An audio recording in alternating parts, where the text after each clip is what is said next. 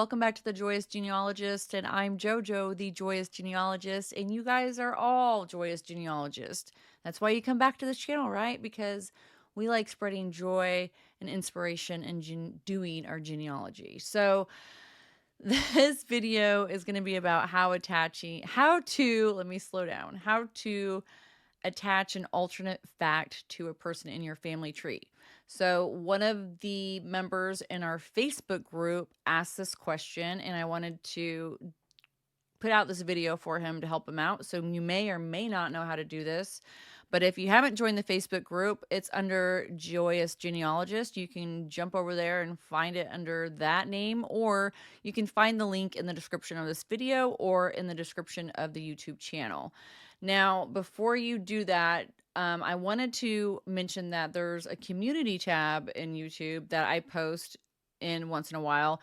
And last Sunday, I did post a poll. I would love for you to go over there and let me know what you think. And the poll is about whether you are interested in participating in any type of live trainings that I am going to start putting out twice a month. So go over there and let me know your thoughts on that. And even if you aren't interested at this time, let me know. And then put down like if you're interested in Sunday evenings, Friday, or Saturday. So I'm leaning towards Sunday. Most people are leaning towards Sunday evenings. So I might do a rollout of like a test video coming up like this weekend, and then we'll start it actually next Sunday, because the Super Bowl is this weekend, and I'm a huge Chiefs fan, and I'm going to be watching the Super Bowl.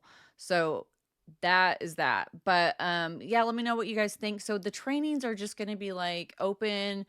I don't know if I'm going to have a format. Sometimes I might, but I might just let people come in and ask questions that hopefully I can answer for them. So like there might be questions of, I don't know, whatever. You might be stuck, you might not, but if I can answer them in that 1 hour slot, I don't know. We're going to test it out, see how it goes. So anyways, there's that. Let's get started on this. Let's do it. All right, so I'm over here on Barbara Aline Tyler. She is my second great grandma, and we're over here on hints. So I am in the hint section on Ancestry, and I'm going to scroll down. I'm scrolling down to this federal census. Gosh, I cannot talk, I guess. So 1880, federal census. Here we go. So I know this is her record, but if you noticed, it says Barbary Spitz, and we can compare the details beforehand if we want to and be like, okay, how much of this information on here looks like the same information on my side, which is the right side. All right, it looks like it's the same, right? So, but what I always suggest you do is click on the document and see what the image tells you. So it looks like it says Spitz. Oh my gosh, I'm getting the hiccups. Excuse me. Nice timing. Barbary, Mary, John. I wish they would have like just told them like their legal names.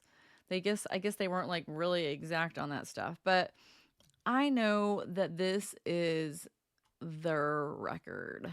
I know it. Okay. So what I'm going to do is I'm going to go down here, and if you see this little arrow underneath or next to a person's name on the left-hand side of the record details, that means there's an alternative spelling for this name, which is Fritz, which we know is the correct spelling. So somebody transcribed this and figured this fact out. So that's helpful for us for once. We want to pick the correct spelling if we're going to use it, but we're probably not going to, because her full name over here on the right has the middle name also included. So we have more information on the right than we do in the record. So we're going to save what is on my tree over what's on the record. But we might find out some information like the residence is new, so we're going to leave that.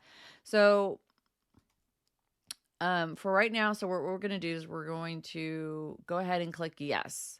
So now the next thing to do would be click on this person's name, and you see that little arrow pointing down. That's what you want to look for. And then if we don't want her name to show up as Barbary, because we want it to be as exact as her legal name, so then the AI can actually search for more records for under her real name. So it's probably not going to find very many records under Barbary Fritz, right? So what we want to do, how you say, now Barbary could have been her nickname. So since it's possible that's her nickname, most likely, I would want to save that. You do what you want because it's your tree, but I'm going to save it because it's a possible nickname. So I'm going to go down here to save as an alternate and click on that box. And then if you go right here where it says was, this is where you can change it right back to her name that you had it at, the spelling you had it at. So we've got way more information there, and we want to keep it her maiden name, Tyler. So it's super important to find future records, and we're saving the Barbary Fritz as the alternative name, okay? And since this information here is less than this information over here, we're not going to save that, okay? I mean, you could click on it and save it, but why would you, right? You don't need to. And so we want to save the residence. That's a new event. So that's new. And then we're going to come down here and go to next. And then here's the husband, Michael Fritz. And same instance here, we have that little arrow, which is Spitz. We know that's not correct. Now, if you click on this, you can add like the source if you want to, but the information's the same, so I'm just not going to add anything else here but the residence. And then we've got John Spitz, which we definitely don't want that to be the name, right? We don't want Spitz. All right, so all that's new for this guy is the residence, and you can just see how I just go down and same thing, right? If I see somebody with a nickname, then that is definitely going to be something I'm going to save as an alternate fact. But these little arrows, I don't know when they added those to see the different transcriptions, but I found that on my own somehow. Like I do most things, I stumble across things. So I'm like, oh, wait a minute. So, that's how you figure things out, right? So all this other information looks good. So that's it.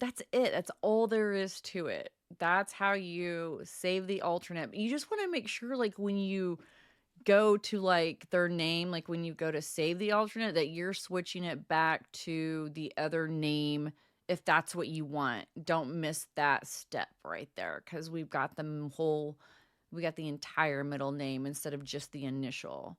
So that's just something really important to take note of. And that is really, really it. That's about it. I feel like there's something else I'm supposed to share with you. And now I'm going to save it. And you can mark these boxes if you want. And that's it. And that information saved. And then I would just go to the next record and do the same thing. Compare the details. She was a widow, pretty young, 56 years old. And they had 13 kids, so it's a lot of kids being a single mom in 1910. So always make sure that you click on the record, like I said in the beginning, and really look and see what else you can learn from the census or whatever source you're looking at. Save that source on your computer. Save it in your source box if you want to also. And just what else was I going to say? Save the source. I don't know. I went blank. And see if you can find any more details. Oh, and if you are taking research notes, then that's when you would take out all the notes you want off that source and put it into your own research notes. That's what I was trying to say. Okay, there was one other thing I wanted to show you that I would throw in to this little video, and that is on like records like hers where it's transcribed, like there's 2 transcriptions, like how you saw the last name Spitz and her first name Barbary.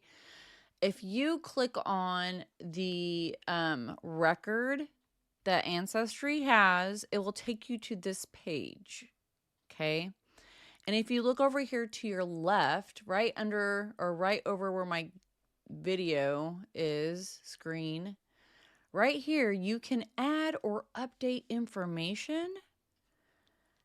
Okay. And so you can see that somebody actually put in the information that was they submitted the correct information, and they put what the actual spelling was.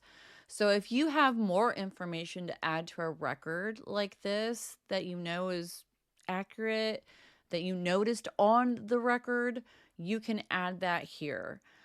So I just wanted to add that little piece there. If you didn't know that existed, it does. So it's pretty neat. All right, that was it for that. I just almost forgot to share that. It's so cool. If you have any questions, let me know. I'm happy to answer or try to answer them for you. And if you like this video, like it. If it helped you out, like it, share it. If you know that somebody else could, profit from this and learn something from this. So until next time, you guys, stay good, be blessed, stay out of trouble. No.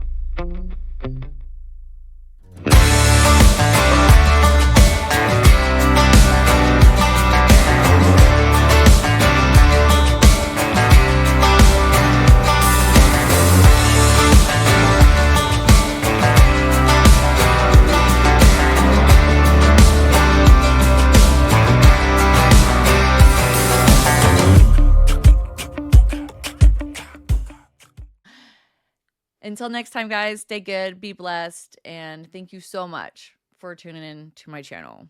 Until next time, bye.